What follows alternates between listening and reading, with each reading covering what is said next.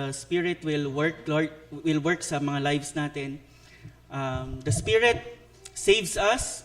No one can say Jesus is Lord except by the Spirit, the Bible says. The Spirit sanctifies us, and it is a good prayer.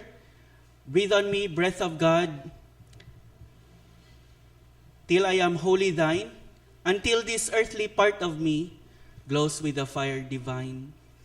The Holy Spirit sanctifies us. Napakaraming work ang Holy Spirit sa lives natin. And this morning, we will learn one of the ministries of the Holy Spirit sa buhay ng mga saints ng Panginoon, and that is to act as a seal and as a guarantee of their inheritance. The Spirit is often referred to as the breath of God. I hope that song prepared us to look at the blessings from the Holy Spirit. I have said that Ephesians chapter 1 verses 3 to 14 is one sentence in Greek, one of the longest in the New Testament.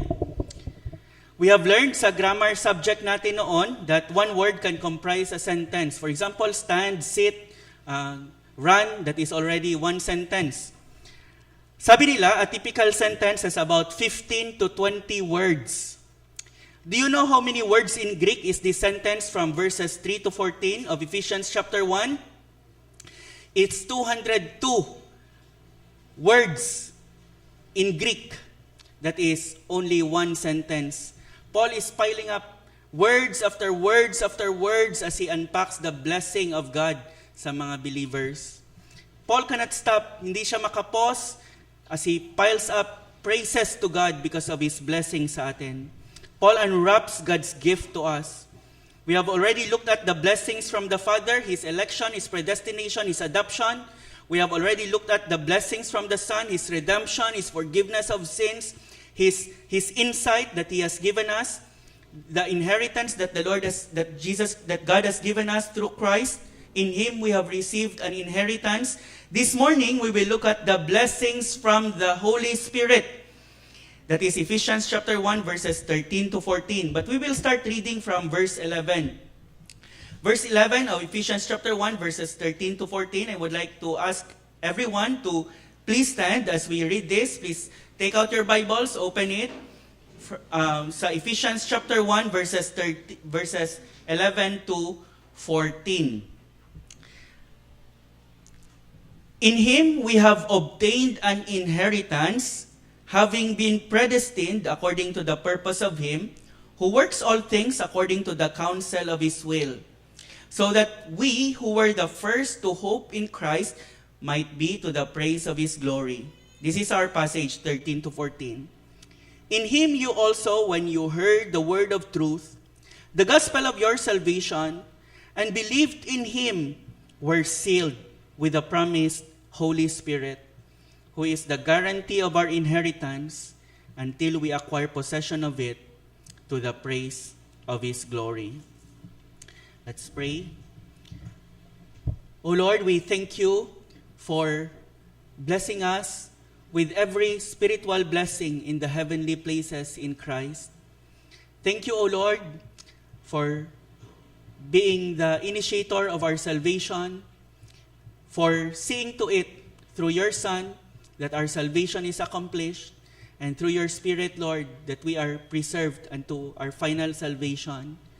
Lord, help us this morning that we will grasp these truths, Lord, ang mga na-reveal po ninyo in Your Word, so that it will cause our hearts, Lord, to well up in praise to the glory of Your name. We commit everything to You, Lord, especially ang pag-study namin ng Iyong salita this morning. We ask for the illumination of Your Spirit so that we may truly understand Your word. In Jesus' name we pray, amen. Please be seated, brothers and sisters, friends. Last week, we have looked at the gift of the inheritance. The ground of the inheritance, the grantee or the recipient of the inheritance, the giver of the inheritance, the goal of the inheritance, and this morning, we will look at the guarantee of our inheritance. Sa mundo na maraming manloloko, mapagsamantala, mga paasa, gusto natin ng guarantee. Men have always wanted assurances. This is because in our world of sin, promises are not enough. The promises of other men are so often unreliable. Nagdidemand tayo ng mga sworn affidavits, notarized documents, surety bonds, guarantees, collaterals, at iba pang mga similar means of trying to assure that what is promised, we receive in the end. That is in the world of man where promises are, they say, made to be broken. But that is not true with God. He cannot lie. Once He promises, it is already certain. You can count on it. It is already as good as done. Once ang Panginoon na mag-promise. No need for guarantees. God's simple word should be sufficient for all of us. Pero napaka-gracious ng Panginoon that He wants us to be more confident sa Kanyang mga promises sa atin by giving us His own guarantees na hindi naman sana kailangan pa. Sabi ko na last time, Paul said, in Him we have obtained an inheritance, past tense sa English. Kahit hindi pa natin na-receive ang most of our inheritance, the fullness of our inheritance, we have not received yet. It is a thing of the future. But Paul uses the past tense because it's as if we have already received it. Natapos na ng Panginoon ang fund transfer, wala nang fund transfer na nangyayari. We are sure to receive it in the future. And para sa kay Paul, it's as good as done. And so Paul was speaking in the past tense. Basta ang Panginoon na ang nagsabi, it is 100% sure. We often say all things are possible with God. That is true. Pero the Bible at the same time says there is one thing that is impossible with Him. The Bible says it is impossible for Him to lie.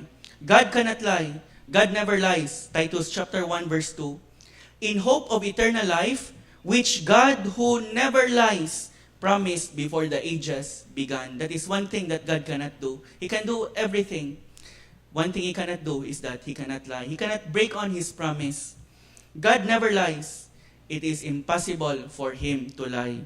His word is truth. Numbers chapter 23 verse 19, God is not a man that He should lie, neither the Son of Man that He should change His mind. Has He said, and will He not do it? Has He spoken, and will He not make it good? That is Numbers 23:19. Just the fact that God says something is already worthy of our 100% confidence. We should never doubt His word, ever. Pero alam ng Panginoon ang weakness natin. We are slow of heart to believe. We are creatures often plagued by doubts. And so in order to accommodate our weaknesses, para mas confident tayo sa mga promises ng Panginoon, especially His promise of inheritance, na almost too good to be true, He is so gracious as to give us guarantees.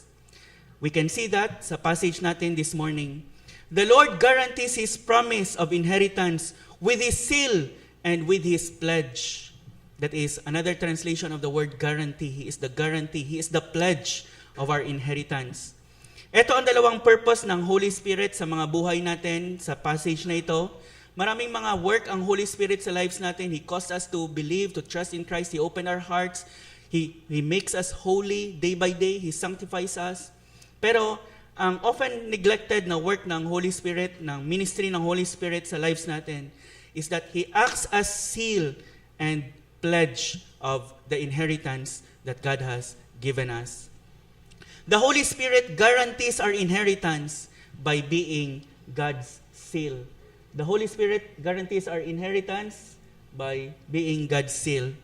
In Him you also, when you heard the word of truth, the gospel of your salvation, and believed in Him, were sealed with the promised Holy Spirit. Na-learn natin last time na ang inheritance natin ay imperishable, undefiled, unfading, kept in heaven for us. Ang inheritance natin is safe, secure, heavily guarded in heaven. Hindi pwedeng mawala ang inheritance natin. Hindi pwedeng pagdating natin sa langit, nawala ang inheritance. Nanakaw. It is kept safe in heaven for us by God Himself. Pero what if tayo ang mawala? What if tayo ang tumalikod sa Panginoon? Is that possible for a true believer? For a true saved believer? Our passage answers, no. Our passage says, when a true believer heard the word of truth, the gospel of his or her salvation, and he or she believed in Christ, that believer is immediately sealed with the promised Holy Spirit. Every believer is given the very Holy Spirit of God the moment he trusts in the Lord Jesus Christ. Hindi po totoo that some believers receive the Holy Spirit later in their lives.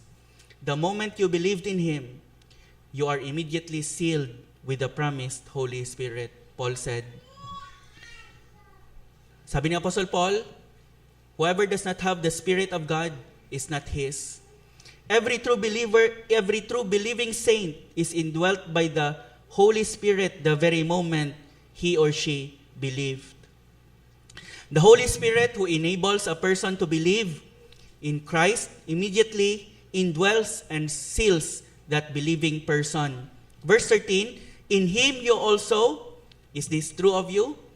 In Him you also, when you heard the word of truth, the gospel of your salvation, and believed in Him, were sealed with the promised Holy Spirit. The gospel is first to be heard. We are to be mouthpieces of the gospel. That is why we share the gospel not just with our lives, but also with our lips, because the gospel is to be heard. Faith comes by hearing, and hearing by the word of God. In Him you also, when you heard the word of truth, the gospel of your salvation, believe.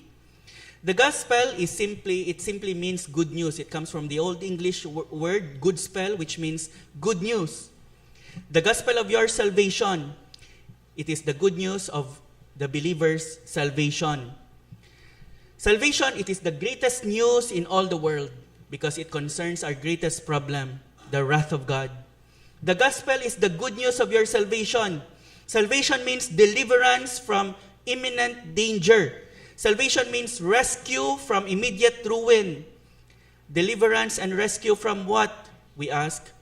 Deliverance and rescue from the wrath of God Almighty. That is what we need to be saved from.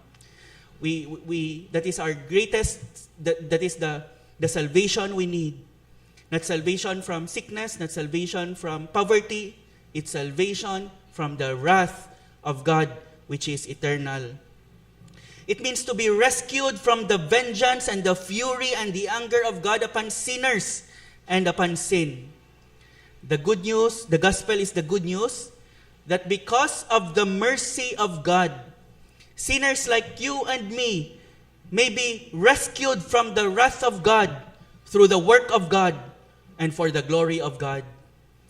The gospel is the good news that because of the mercy of God, sinners like you and me may be rescued from the wrath of God through the work of God and for the glory of God. The greatest need that everyone has is to be saved from God. And there's only one way to be saved from God, and that is by God Himself. And salvation is the rescue of lost, perishing sinners from the wrath of God by the mercy of God through the work of God and for the glory of God. Because you contribute nothing to it, if you are ever saved, it is all for the glory of God. Salvation is from God, by God, to God, and for God. The gospel, that is the gospel. And it is so God-centered. When you are asked to give testimony of your salvation, talk much about God. Talk little of yourself, talk much about God and about Christ and about the saving power of God in Christ. In Him you also, when you heard the word of truth, the gospel of your salvation, and believed in Him. Does this describe you? Let me ask this morning. You heard the word of truth, the gospel of your salvation. You heard that you cannot save yourself. You heard that your religion cannot save you. You heard that Jesus Christ alone can save you and you need not add anything to Him because it is a destructive addition to add anything to Christ. You heard that when you simply believe in Jesus, all your sins will be forgiven, no condemnation, forever free from guilt, counted as righteous, eternally accepted. You heard it. And then when you heard, while others simply let it pass, you responded, you believed in Christ. You cried out to him, Jesus, save me. I cannot save myself. You embraced him as your Savior. You embraced him as your greatest treasure. You rejoiced in having him in your life, and you will never trade him for anything in the world. You believe, not just with your head, but with your heart, with your whole heart. Does this describe you? Does this verse describe you? In him you also, when you heard the word of truth, the gospel of your salvation, you believed in him. If this does not describe you yet, think about your lost condition and what it entails. You will suffer the wrath of God, the eternal wrath of God for all eternity. You will suffer his vengeance, his fury in hell, not just for a day, not just for a month, not just for a year, not just for a decade, not just for a century, but for all eternity. You will suffer the eternal wrath of God without any rest, without any let up. You will suffer the wrath of God for all eternity. Believe in Jesus and be saved. That is the offer of the gospel. That is the good news. However sinful you are, if only you will believe in Christ, just like the thief on the cross, trust in him, repent of your sins, you will be saved. It is not enough to hear the gospel week after week. You have to believe, just like the Ephesian believers. In him also, you also, when you heard the word of truth, you believed in him. Believe in Jesus. You have to do that yourself. No one can believe for you. Your parents cannot believe for you. Your husband cannot believe for you. Your wife cannot believe for you. Your family members, your friends cannot believe for you. You need to personally respond yourself in repentance and in faith. Ito yung ginawa ng mga Ephesian believers. In your own heart, you must make this most decisive and important decision to turn away from sin and to turn to Christ, to turn away from anything you trust in salvation, anything you add to Christ, and to turn to Christ and place your faith wholly in him. This is the most important decision you will ever make in your life. It is more important than who you will marry, more important than how many children you will have. It is more important than where you live in and what job to take. The decision to put your faith personally in the Lord Jesus Christ and in him alone. There is one issue of supreme importance in everyone's life, and it is the decision to trust in no other but to trust in Jesus Christ alone for your salvation. And after these Ephesian believers believed, they were sealed. They believed. After they heard, they believed. And they were sealed with the promised Holy Spirit. Not 1 millisecond later, not 1 week after, the very moment they believed in Christ, they were sealed with the promised Holy Spirit. Wasn't this your experience, believer? After you believed, you know that the Holy Spirit is in your life. Not because you spoke in tongues or uttered some gibberish, but because of the supernatural peace and joy and love you feel. Not because you spoke some things nobody understands, but because there is a desire to be holy suddenly. You pray, breathe on me, breath of God, until my heart is pure, until with thee I will one will, to do and to endure. You prayed, Lord, make me holy. Whatever you make me holy. That is one of the fruit, effect, evidences that the Holy Spirit is in your life. The Holy Spirit produces in you a desire to be holy. The Holy Spirit produces a desire to be holy. And there is now an increasing degree of love, joy, peace, forbearance, kindness, goodness, faithfulness, gentleness, and self-control, the fruit of the Holy Spirit, when once there is none before.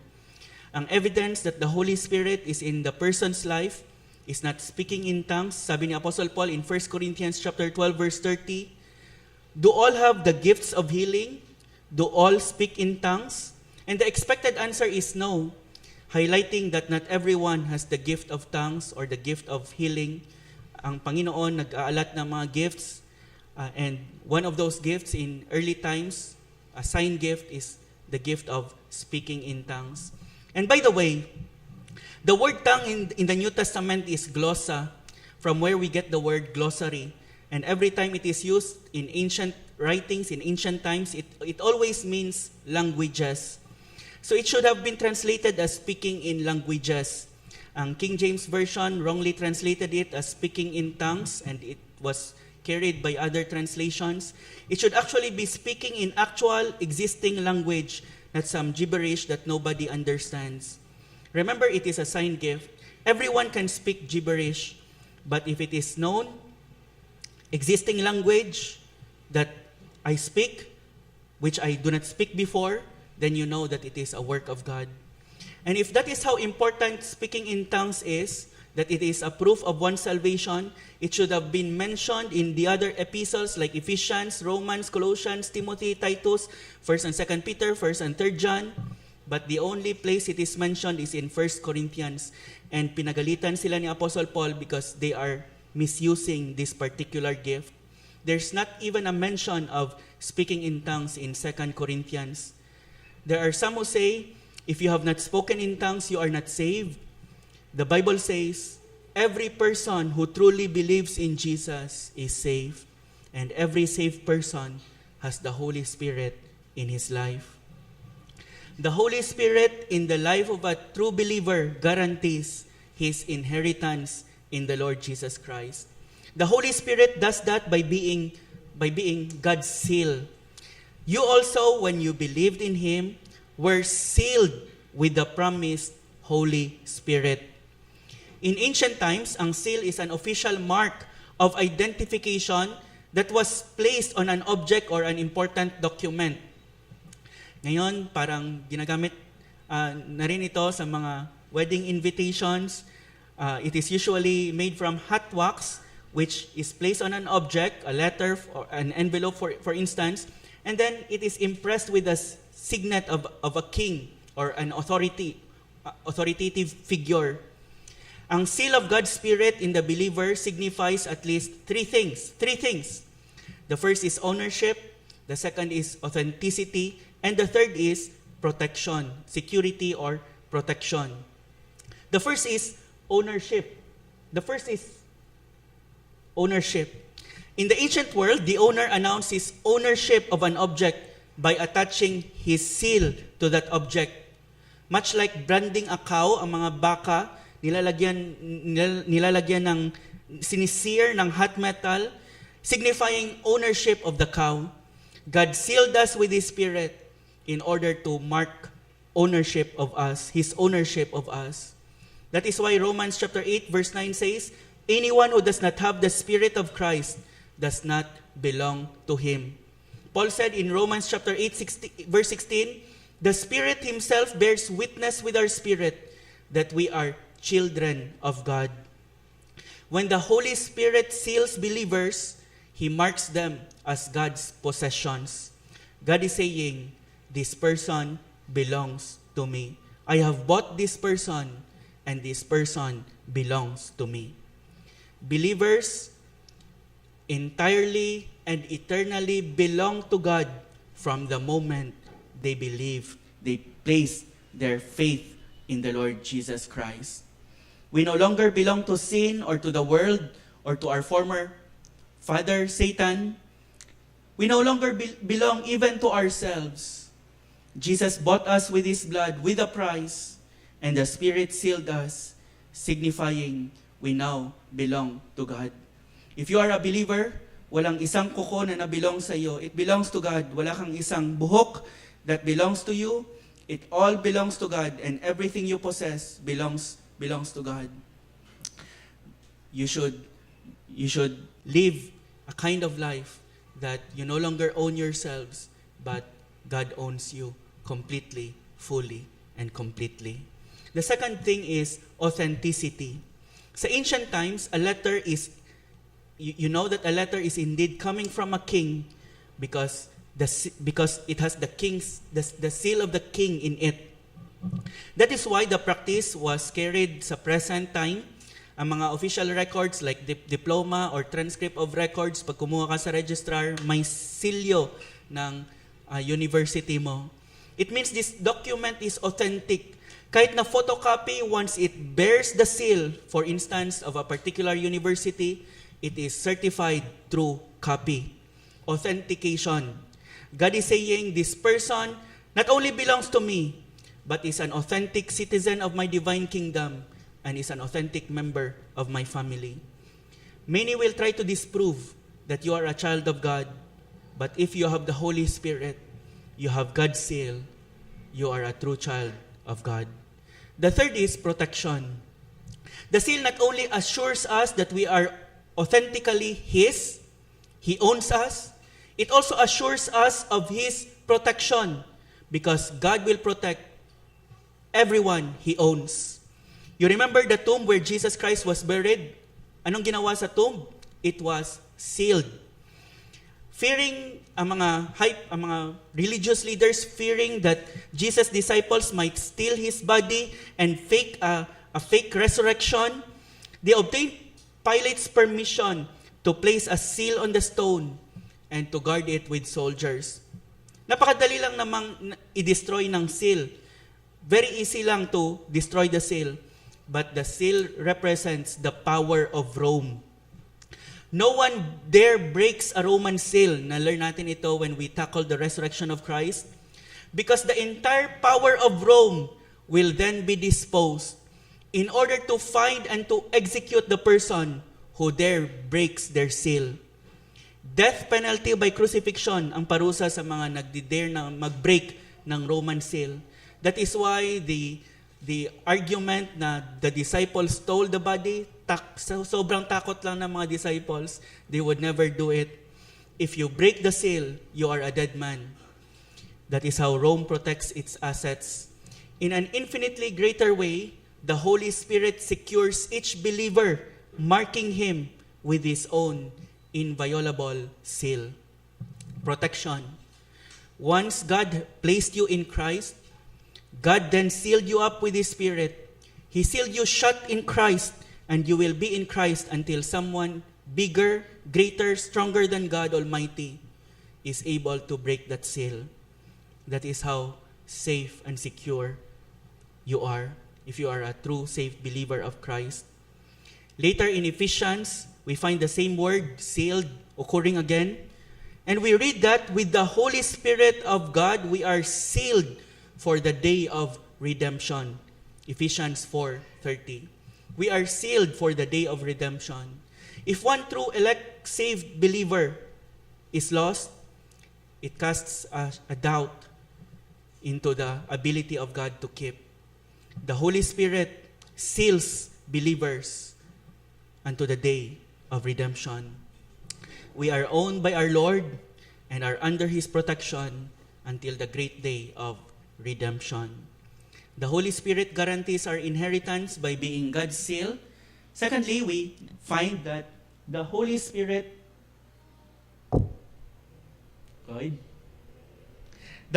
Thank you, Clyde. The Holy Spirit guarantees our inheritance by being God's pledge or guarantee. In Him you also, when you heard the word of truth, the gospel of your salvation, and believed in Him, were sealed with the promised Holy Spirit, who is the guarantee in NASB, who is the pledge of our inheritance until we acquire possession of it to the praise of His glory. Along with this mark or seal, the Holy Spirit serves as a pledge or a guarantee of our inheritance. You were sealed with the promised Holy Spirit, verse 14, who is also the guarantee or the pledge of our inheritance. Notice the use of the pronoun who instead of which for the Holy Spirit, who is the guarantee of our inheritance. The Holy Spirit is a who, not a which. He is a person. The Holy Spirit is not an impersonal is not an impersonal object. He is a person. He is not an it. He is a he. He is not a which. He is a who. He is a person. The Holy Spirit has an intellect. He has an emotion. He has a will of His own. He is the third person of the Trinity. And He is the guarantee or the pledge of the saints' inheritance. This is like a down payment or a deposit or a pledge. Sa Greek and Roman culture, kahit na ngayon, it was customary to make a deposit, a down payment. It's like an earnest money in buying a real estate, a land or a house. May binibigay ka na earnest money. Kung bibili ka ng bahay, for example, you pay earnest money or tinatawag na good faith deposit. It is a sum of money you put down to demonstrate na seryoso ka in buying that home. In the same way, God has made the good faith deposit, the down payment in the person of the Holy Spirit in the lives of believers, of true Christians. The Holy Spirit is God's down payment in your life to show that He is serious in having you. The Greek word actually that is used here is, the Greek word is arabon. The arabon was a down payment that announced that more of the same would be coming. Kumbaga, it is the first installment. And the reason that I mentioned the Greek word is because ginagamit pa rin ito sa modern Greek. Kasi ang language ng New Testament is Koine Greek, it is classical Greek. It is already obsolete, pero may mga words na nakikerry sa modern Greek. And isa sa mga words na yan na nag-i-exist pa ngayon is the word arabon. If you go to Greece today and you ask an engaged lady, can you show me your arabon? That Greek lady, for instance, named Menchi, will show you her engagement ring. When Goody gave Menchi her arabon, it demonstrated Goody's seriousness in marrying Menchi. Goody was not joking. Looking serious naman palagi si Goody. Same with God. It's the same with God. When He gave you the Holy Spirit, He is saying, I am serious in having you as my bride. God is not joking when He gave you the Holy Spirit. God is saying, whatever happens, come what may, through hell or high water, I will marry you. You are my bride. At the same time, when God gave you the Holy Spirit, He is saying, this is my earnest payment. This is my good faith deposit. This is my good faith deposit. This is my down payment. And unlike sa atin na bibili ng property, sometimes the smaller down payment, the better. Especially if hindi pa tayo sure. Kasi if mag-change ang mind natin, at least maliit pa lang ang nabayad natin. This is not the case with God. God did not make a small down payment in case mag-change pa lang ang mind niya because hindi nag-change ang mind ng Panginoon. It is eternally established sa mind ng Panginoon, sa heart ng Panginoon. God will complete the deal. As God, as the third person of the Trinity, the Holy Spirit is infinitely valuable. God did not make a small down payment in your life. God made an infinite down payment, an infinitely valuable down payment to show that He is very serious in having you. He will never, ever lose you. What an assurance this is sa atin. No matter if you go through sickness, through accidents, through cancer, through job loss, through deep problems and trials, you are secure as God's child. The worst may happen, but the best is yet to come. God will not lose you, and you will enjoy heaven and eternity with Him. This is a great motivation as well for us to live lives of holiness.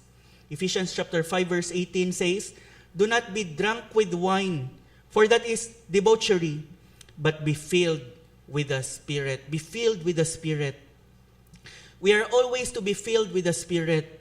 That means just like when a person is controlled by wine, na mention kagabi or the other day ni Ateneo Rhea na meron sa kanila pag nakainom, nagwawala talaga, hindi naman niya normal ginagawa yan, pero kumukuha ng itak and nagwa-wild.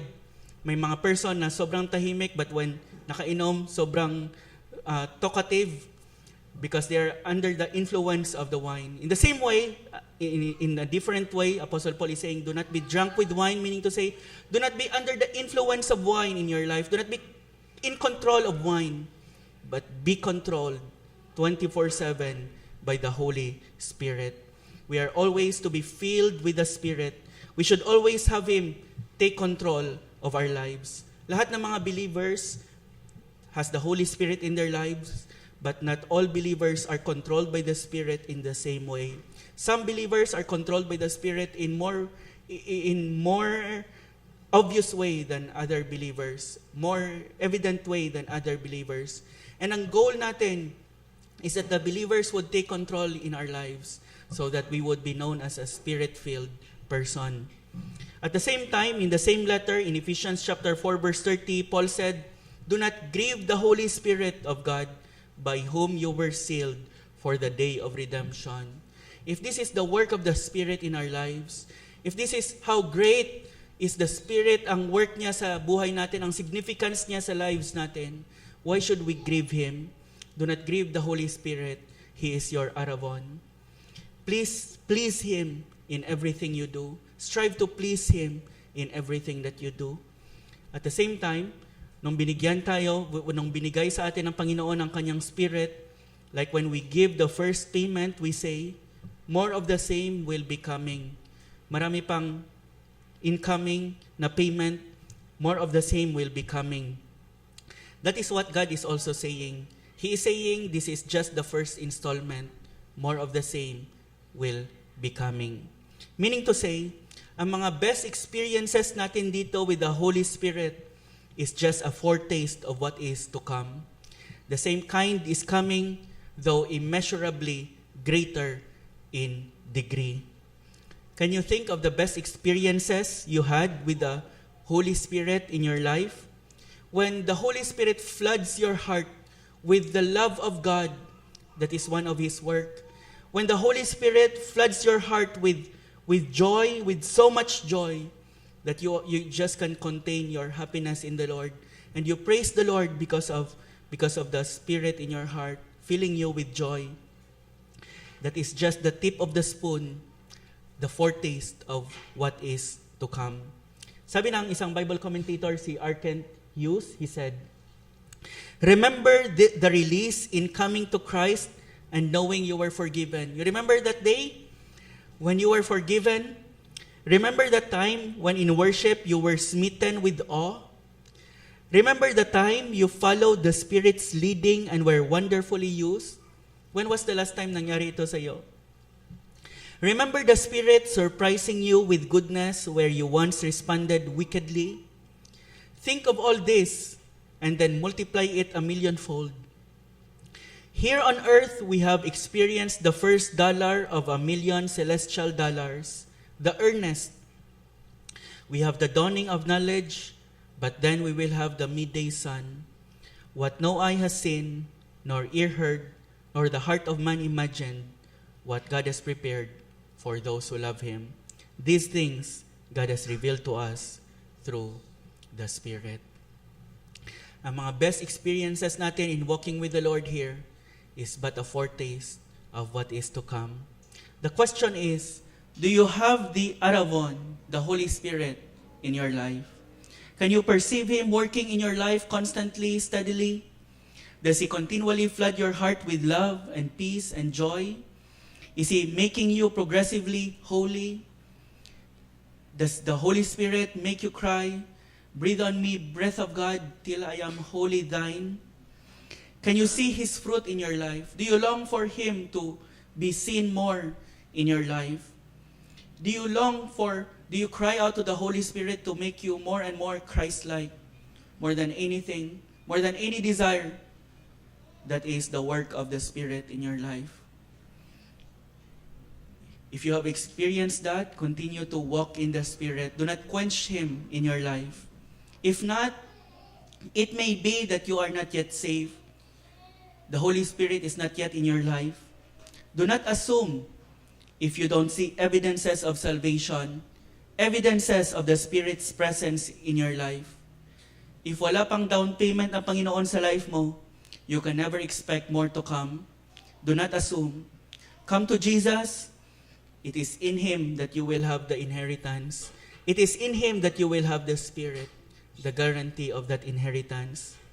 Maybe you are still in your sin, but the Holy Spirit is tugging your heart this morning, saying, leave your sins, and you will have me.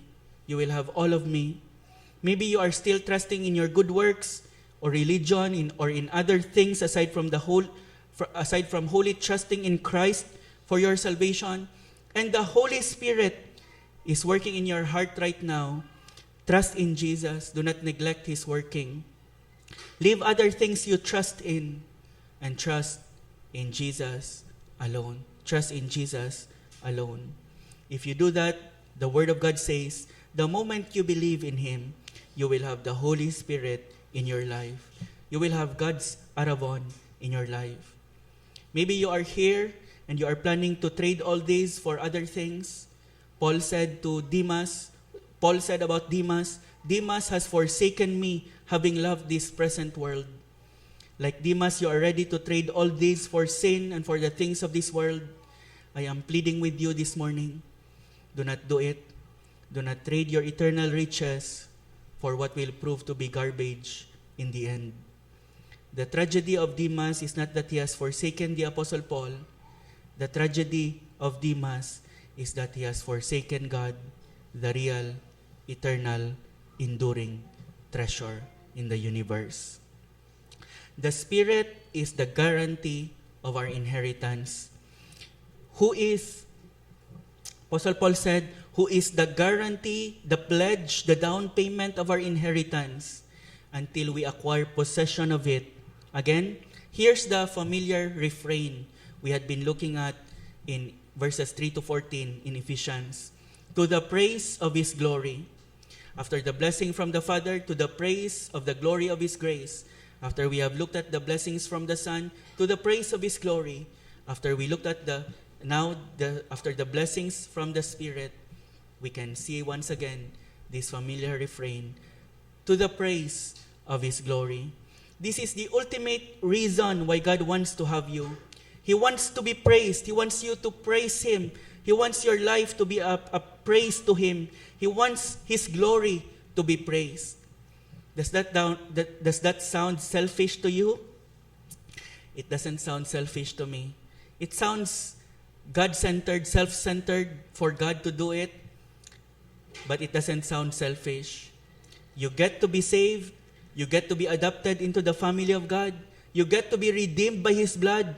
And you get to be the recipient of the inheritance. You get all the benefit you need. God simply gets all the glory He deserves. That doesn't sound selfish. Unless you want to be God and you want the glory that does not belong to you.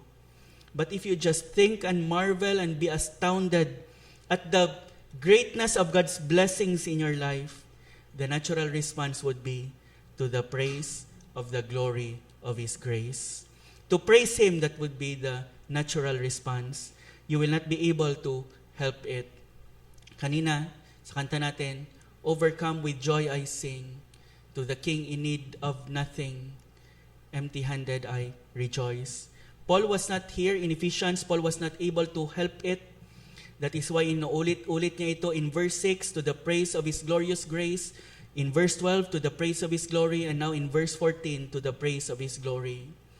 The reason why God adopted you, the reason why God made you, the reason why God adopted you, the reason why God redeemed you, the reason why God lavishes His inheritance upon you is so that He may be glorified in your life. God initiated the blessing long before na ipanganak tayo. He already initiated the blessing. Hindi man lang tayo nanghingi sa Panginoon kasi hindi pa tayo na ipanganak. Wala talaga tayong may inambag. God determined in eternity past to bless His people, and He sees to it that they get the blessings unto eternity future. Therefore, all the glory must go to Him alone. If may naitulong tayo sa Panginoon, if may naiambag tayo kahit na 0.01%, then we share 0.01% of the glory. But the truth of the Bible is, it is all the work of God. From eternity past to eternity future, so that He gets all the glory. He gets all the praise. We get all the benefit that we need. He gets all the glory that He deserves.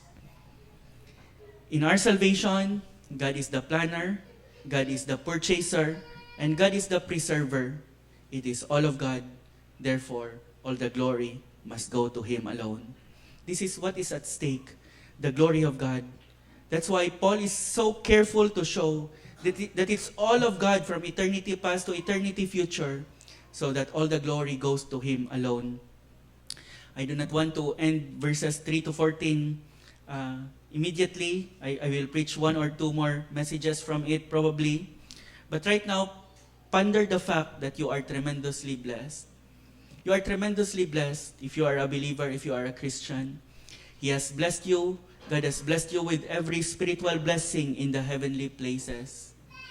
You remember nung bata ka and may nagbigay sa iyo ng gift, you slowly unwrap the gift with delight.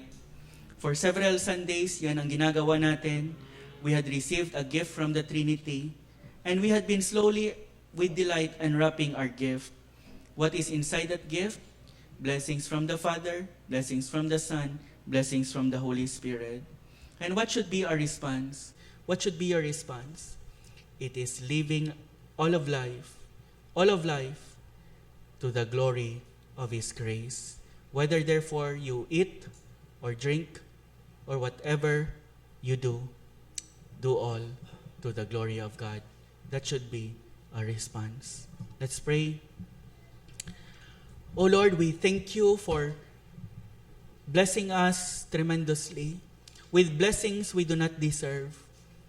Lord, we pray that you will continue to open our eyes to see, Lord, these blessings and the greatness of your work sa mga lives namin, so that we would be constrained, Lord, day by day, moment by moment, to live for your glory and praise alone. In your name, Lord Jesus, we pray. Amen.